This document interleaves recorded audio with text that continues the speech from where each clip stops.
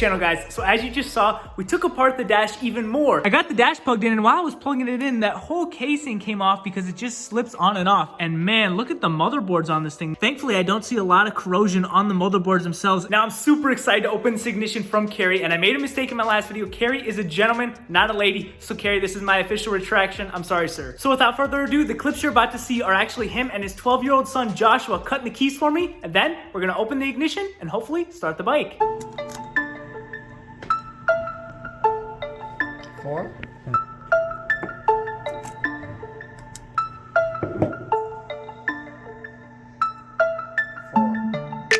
Now we go cut the key.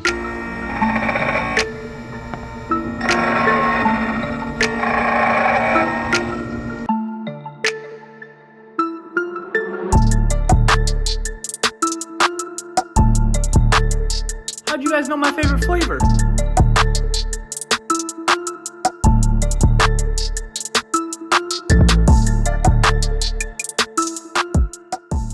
Man, I'm nervous. We got the battery hooked up. Time to put the key in the ignition. Ignition is hooked up, screen's hooked up.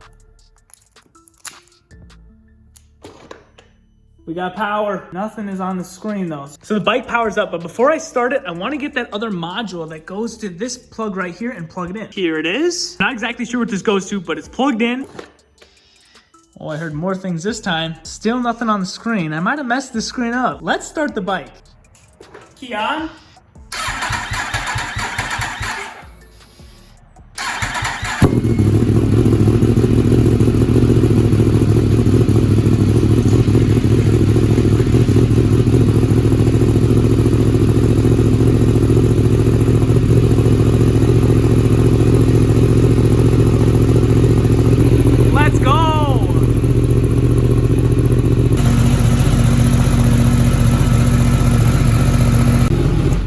The bike turns on. Want to fill this radiator up, make sure that there is coolant in the bike before I give it some revs. Okay, actually real quick, I don't think I connected the connector in all the way. Okay, it's in all the way now.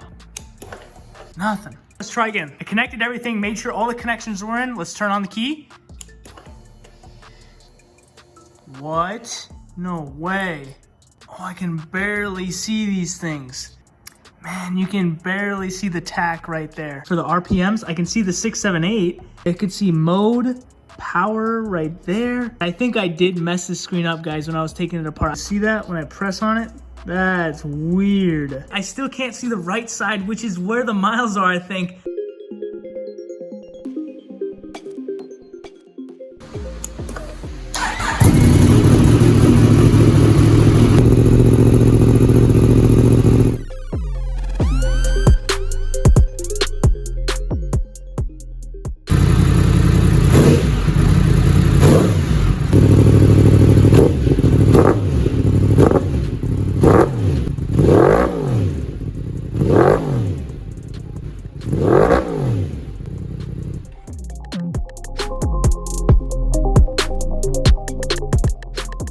All right, I'm super excited. The bike runs. That's huge. Big shout out to Cary and Josh. Thank you guys. Now I'm gonna mess around with that screen, see if I can't get the other side of the screen to turn on, and then we got more parts to open.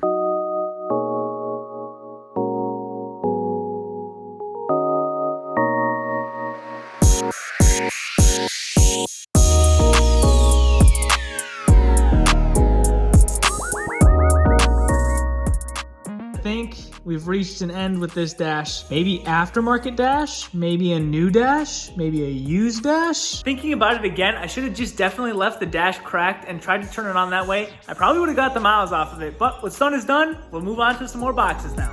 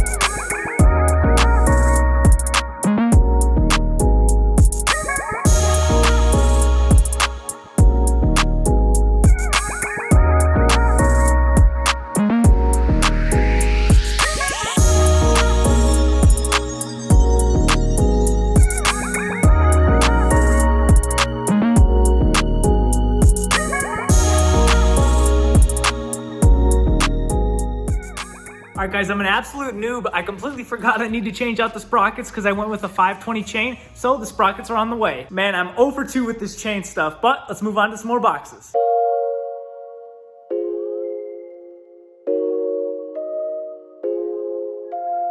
Wrong frame sliders.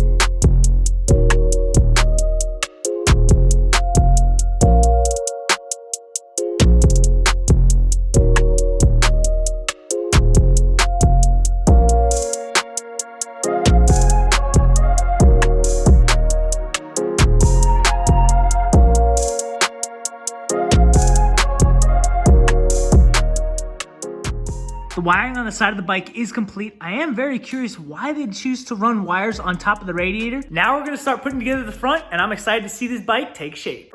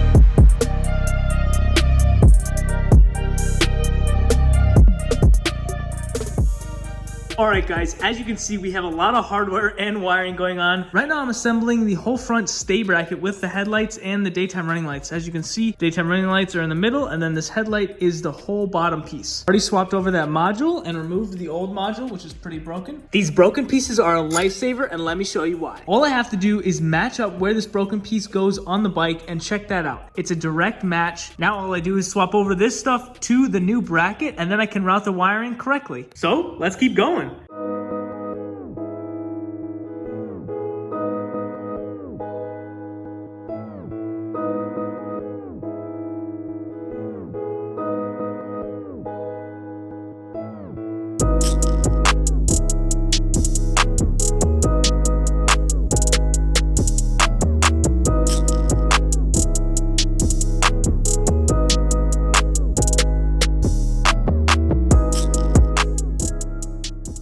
Unfortunately, I am gonna have to take it all apart again because I am missing this. I was accidentally sent to the right side and none for the left. It's already pretty late here, guys, so tomorrow we're gonna start assembling the top of the forks.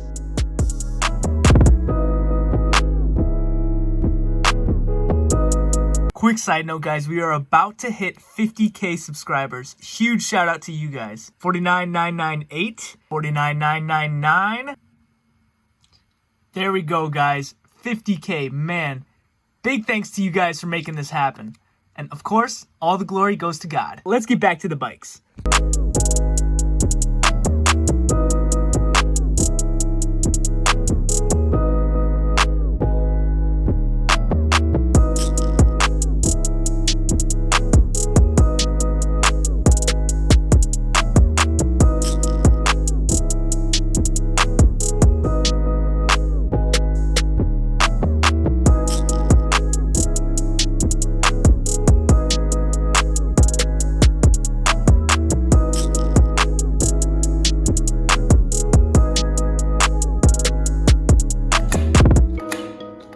Right side handlebar is looking great. I am missing the brake reservoir components. Now let's jump on to the left side.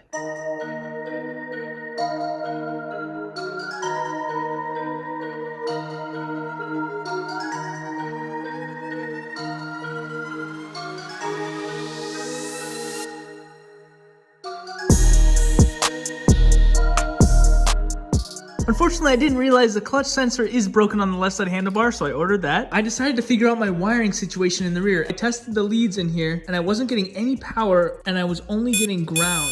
This 7.5 amp, I get 1.2, and then this side I get 12 volts. So there's a blown 7.5. Let's see if that's my issue. Here's the old fuse. As you can see, it's blown. The new fuse is in place. Still nothing. I'm still getting no power to these turn signals. 7.5 amp signal fuse is good. I still have no idea why they're not working, so we're gonna move on.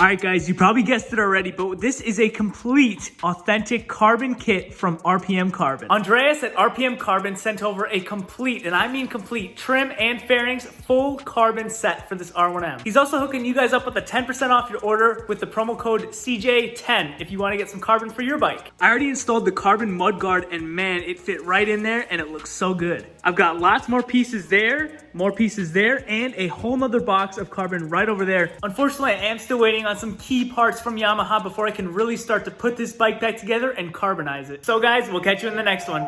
See ya.